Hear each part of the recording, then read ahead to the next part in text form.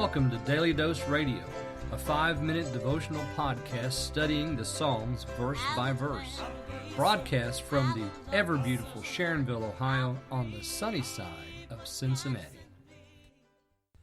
Hey there, friends. Welcome back to Daily Dose Radio. This is your Field to Fork Bible study. That's right. That's how fresh this is.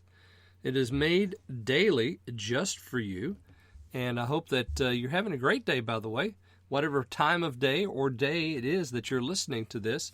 My recording of these, of course, is not at the same time that you're listening to these. I pre-record them and then upload them daily. That's why I say it's fresh every day, because they're made and they're not used until the day I put them up. And that date is, of course, recorded in the title, just so you know that it's fresh. That's our fresh mark right there. That's our fresh stamp. Yesterday we began looking at this first psalm in the 5th book of the Psalms. We looked at the introduction. We looked at the first narrative piece in section 1. Section 1 goes from verse 1 to verse 5, and then we have the 2 refrains in verses 6 and verse 8.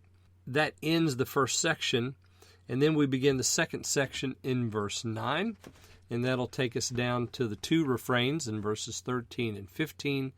And then we have the third section beginning in verse 16 and so forth. So if you look through the psalm, you're looking for certain repeated language. And we'll talk about that here as we read today. I'm going to read for us verses 5 through 8. Hungry and thirsty their soul fainted in them. Then they cried unto the Lord in their trouble, and he delivered them out of their distresses. And he led them forth by the right way, that they might go to a city of habitation.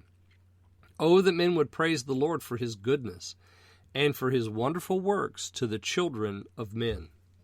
Now you'll notice here that we have the refrain, then they cried unto the Lord in their trouble, and he delivered them out of their distresses. And what were their distresses?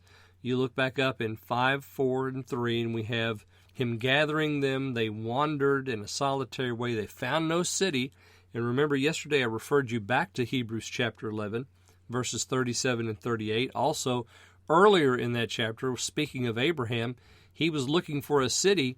He didn't find one whose builder and maker is God. But you see that here in verse 4, it says they found no city to dwell in. And then in verse 7, it said that the Lord led them by the right way that they might go to a city. And what city of habitation is that? Well, it's not one that's here on this earth, but it's one that God has built for the redeemed. It's the city of Zion that will come down out of heaven for the church, the bride of Christ. So we have this opening introduction here, this narrative piece that ends in 5, hungry and thirsty, their soul fainted. And then what did they do when that happened? They cried out unto the Lord. See, here we have this prayer is primary, and it stands as the great tool of all these folks throughout the entirety of this psalm, because we're going to see it again in 13, the same phrase. We're going to see it again in 19, the same phrase.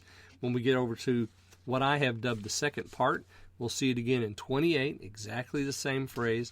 And then I think that's the last one, 28. And then we have a big 5th piece there that begins in verse 30. No, begins in verse 32.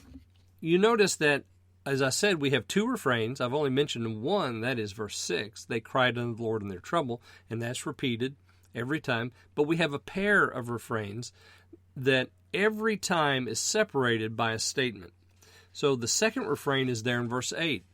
Oh, that men would praise the Lord for his goodness and for his wonderful works to the children of men. Arthur Weiser, he's a smart fella, and he understood the Psalms. He studied the Psalms, and so he comes in and he says that perhaps this is antiphonal, that the priest would say, oh, that men would praise the Lord for his goodness, for his wonderful works to the children of men. And that comes after the statement, he led them forth in the right way. And that's the people who are now speaking. The people are saying he led them forth in a right way. And the priests come in with the response to that, and then we go back into narrative in verse 9. Well, I see my time is up. I hope you'll join me again tomorrow. We'll dive right into section 2. beginning there in verse 9 on Daily Dose Radio. Thanks for listening to Daily Dose Radio. I'm David Smith. The music today has been performed by the Bluegrass Experiment. Thanks again for listening. I'll see you next time on Daily Dose Radio.